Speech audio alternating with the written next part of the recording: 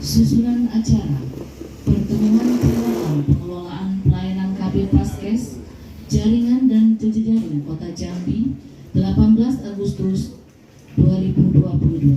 Assalamualaikum warahmatullahi wabarakatuh. Dalam rangka pertemuan penguatan pengelolaan pelayanan KB Vaskes Jaringan dan Jejaring, tujuannya adalah untuk meningkatkan capaian pelayan KB. Itu tujuan utamanya. Karena bidan dan teman-teman yang menjadi petugas di rumah sakit yang menangani masalah KB itu adalah ujung tombak kami. Yang memberikan pelayanan adalah ibu-ibu bidan semuanya. Jadi dengan adanya kegiatan ini, mudah-mudahan vaskes-vaskes yang ada, jaringan, jejaring yang ada di Kota Jambi nanti akan lebih optimal lagi dalam memberikan pelayanan KB, yang akhirnya nanti akan meningkatkan capaian pelayanan KB di Kota Jambi, yang pastinya nanti akan memberikan kontribusi secara angka provinsi. Secara keseluruhan untuk pelayanan KB di Kota Jambi itu sudah bagus, tetapi karena Kota Jambi itu pusnya paling besar se-Provinsi Jambi, penduduknya paling besar, otomatis banyak PR yang harus diselesaikan oleh teman-teman di Kota Jambi, terutama dalam hal pelayanan KB. Sambutan serta arahan Kepala DPPKB Kota Jambi sekaligus membuka acara secara resmi. Kepada Ibu kami silakan. Assalamualaikum warahmatullahi wabarakatuh.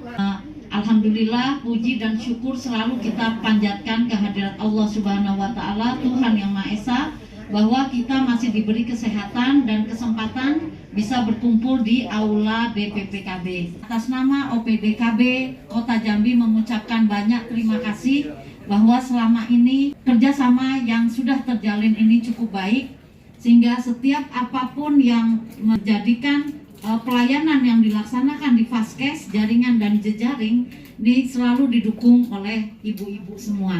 Berharap bahwa pelayanan KB yang sudah berjalan baik ini juga dijaga mutu pelayanannya sesuai dengan standar yang telah ditetapkan, sehingga efek samping dari penggunaan alat kontrasepsi minimalisir. Dengan mengucapkan Bismillahirrahmanirrahim, maka pertemuan penguatan pengelolaan pelayanan KB Vaskes Jaringan dan Jejaring dengan ini resmi dibuka. Acara selanjutnya doa. Kepada Bapak Fahrozi kami silakan. A'udzubillahi minasyaitonirrajim. Bismillahirrahmanirrahim. Alhamdulillahilladzi anzala al-Qur'an rahmatan lil alamin wa manaran lis-salikin wa hujjatan 'alal 'ibadi ajmain. Allahumma ya Allah, segala puji kehadirat-Mu.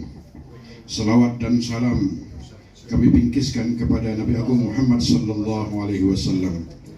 Allahumma ja'alna jam'an marhuma wa tafarraqna min ba'dihi tafarraqan ma'suma wala fina wala minna wala min bainina sakiyan aw mahruma. Allahumma ya Allah, kami panjatkan kehadirat-Mu agar kiranya Engkau anugerahi pertemuan ini dengan pertemuan yang penuh berkah dan menjadi bermanfaat sebagai abdi-Mu dan abdi negara. Allahumma rabbana inna hadha ad-du'a wa minkal ijabah. Kami panjatkan doa ini kehadirat-Mu ya Allah, dan kami yakini Engkau akan berkenan doa dan pinta kami. Allahumma rabbana atina fid dunya hasanah wa fil akhirati hasanatan wa qina adzabannar. Kemudian penguatan tata kelola, bagaimana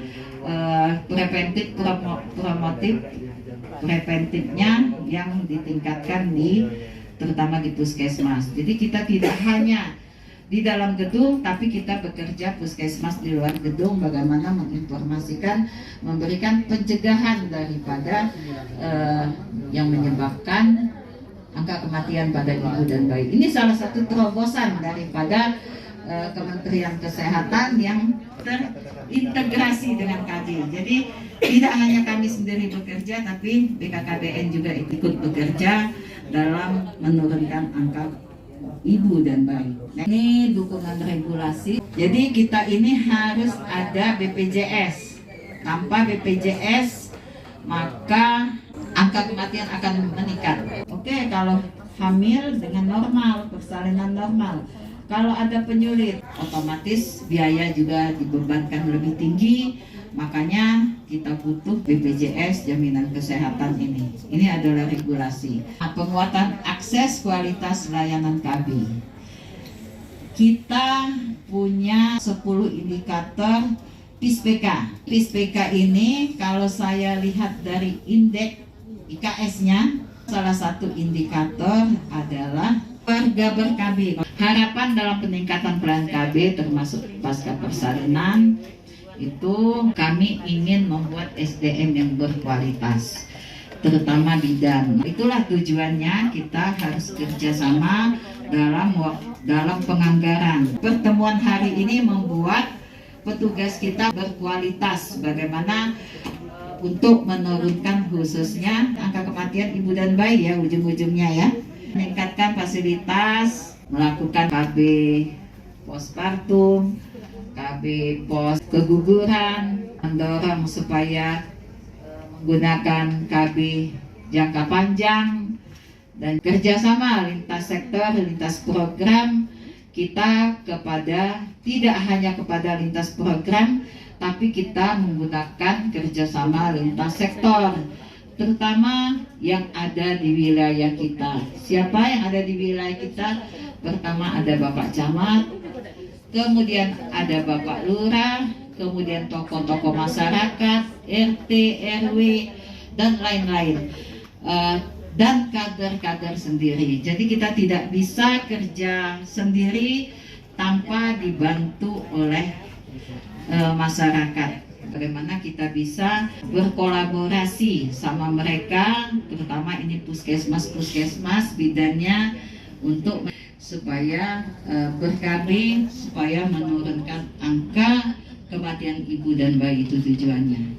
Assalamualaikum warahmatullahi wabarakatuh. Apakah orang-orang yang stunting dari bobin sampai balita, jadi apakah ada keringanan ataupun mendapat prioritas dari pihak dinas kesehatan, sehingga mereka ini agak sedikit diprioritaskan untuk pelayanan kesehatan?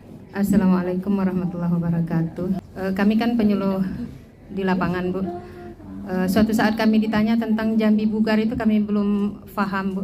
Dan sampai kemana pelayanannya? Untuk penanya pertama ya Pak ya, terkait keterlibatan antara Dinas Kesehatan dengan BKKBN mengenai stunting. Kita bagi tugas, jadi ada yang namanya intervensi spesifik dan sensitif. Artinya yang sensitif adalah tugas daripada Dinas Kesehatan, yang spesifik adalah tugas dari lintas, banyak, bukan hanya kami ya. Nah, keterkaitan mengenai apabila ada kasus stunting, jadi kami ini tidak terlepas koordinasi, integrasi, sinergis mengenai permasalahan daripada kesehatan ini, terutama mengenai stunting. Stunting kalau ada ketemu dari masyarakat atau dia datang sendiri ke puskesmas, atau memang kita yang mengetahui bidan stunting ya, jadi nanti memang semuanya itu kita larikan ke puskesmas. Jadi puskesmas ini tidak hanya di KB tapi terintegrasi. Jadi setiap puskesmas harus kerjasama, terintegrasi program. Itu bisa dari gizinya menangani stunting, bisa juga dari surveillance-nya yang ikut turun, bisa juga dari KB-nya. Jadi terintegrasi dia.